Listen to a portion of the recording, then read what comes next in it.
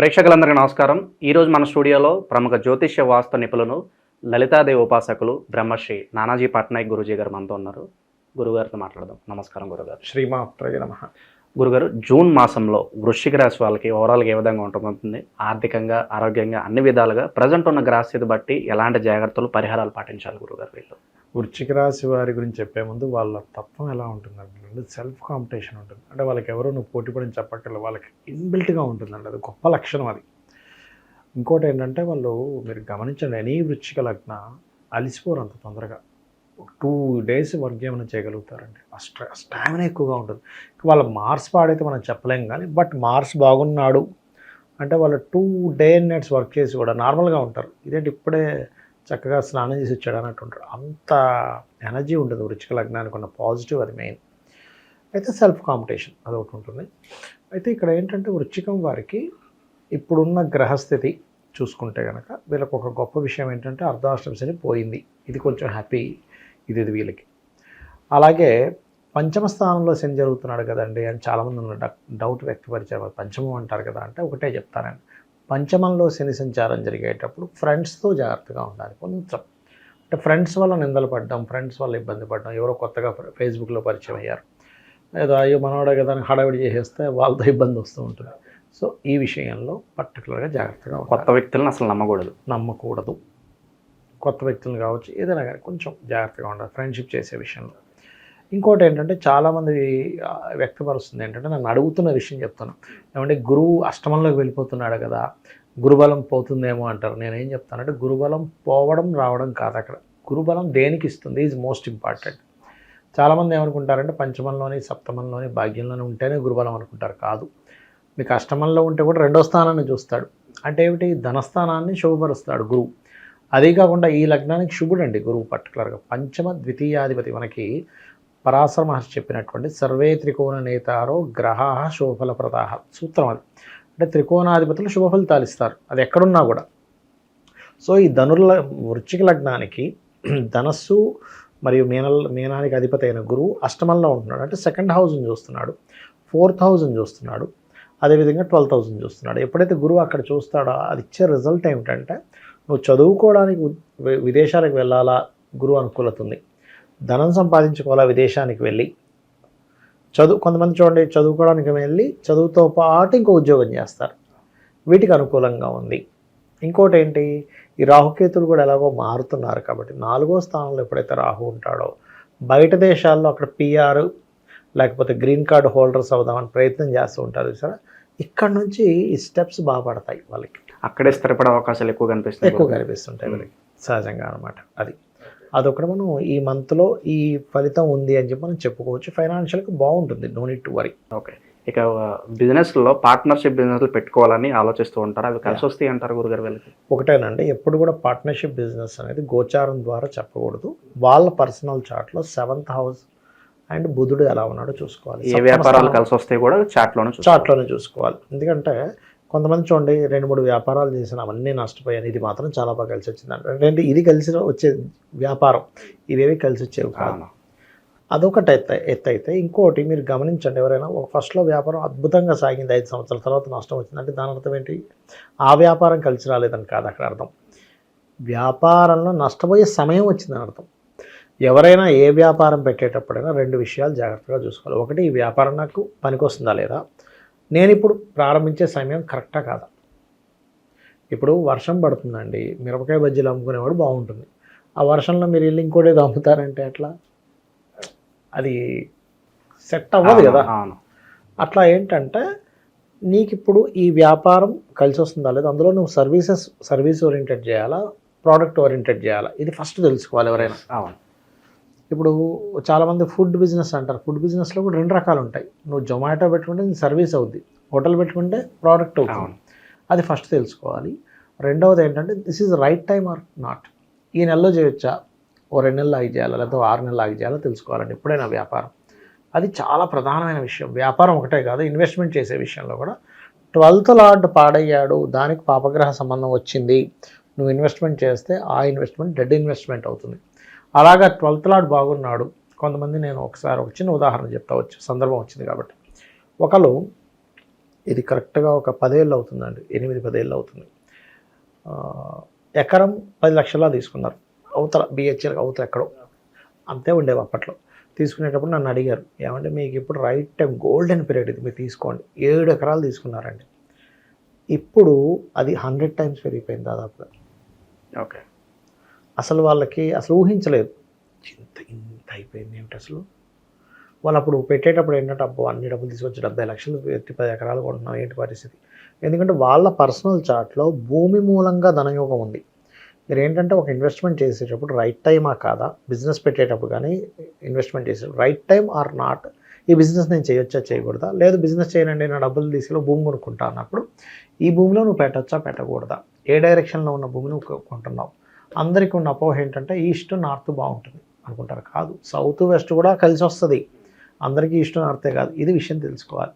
చేసుకొని ఇప్పుడు వీళ్ళు కనుక బిజినెస్ రిలేటెడ్ సంబంధించిన వాటిలో అడుగు వేయొచ్చా వేయకూడదు అంటే వేయొచ్చు అని చెప్పొచ్చు మనం. ఇక వైవాహిక జీవితం ఎలా ఉండబోతుంది గురుగారు?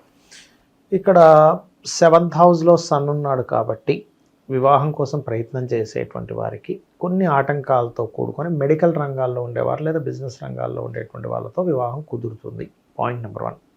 కాకపోతే వృశ్చికం వారికి 6లో శుక్రుడు ఉన్నాడు కాబట్టి 6లో ఎప్పుడు ఉండే శుక్రుడు ఏంటంటే కొంచెం వివాహ జీవితం విషయంలో చిన్న చిన్న డిస్ప్యూట్స్ ఇస్తాడు. ఎందుకంటే 6th హౌస్ కానీ 8th హౌస్ కానీ 11th హౌస్ కానీ, అందరూ 12th అనుకుంటారు, 12th కాదండి. 12th హౌస్లో శుక్రుడు ఉంటే వాళ్ళు చక్కగా ఉంటుంది వాళ్ళ life, matter life. 11th house పాడు చేస్తుంది ఎప్పుడు కూడా.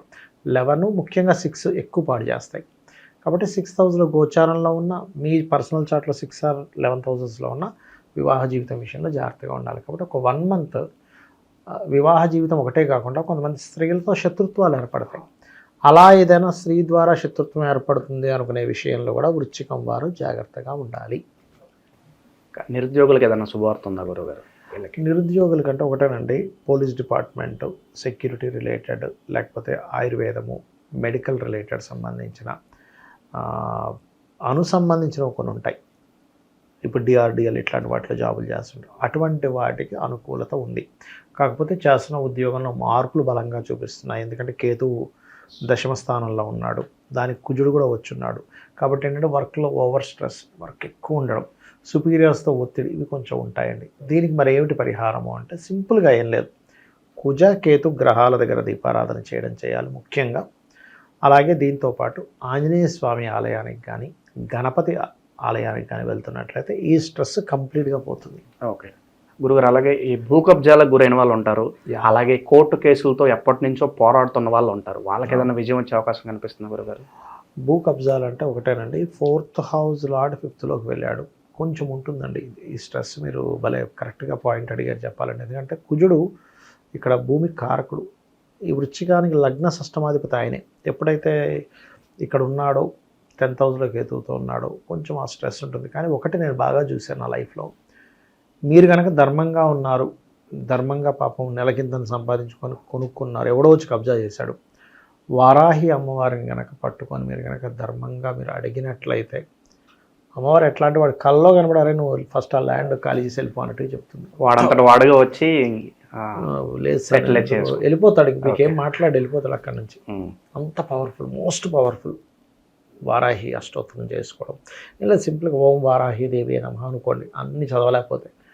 అదే ఎంత నమ్మకంగా చదవాలంటే నిజంగా ఒక మనిషి ఎదురుగా ఉంటే మనం ఒక మాట చెప్తున్నట్టే చదవాలి, ఖచ్చితంగా ఫలితం ఉంటుంది.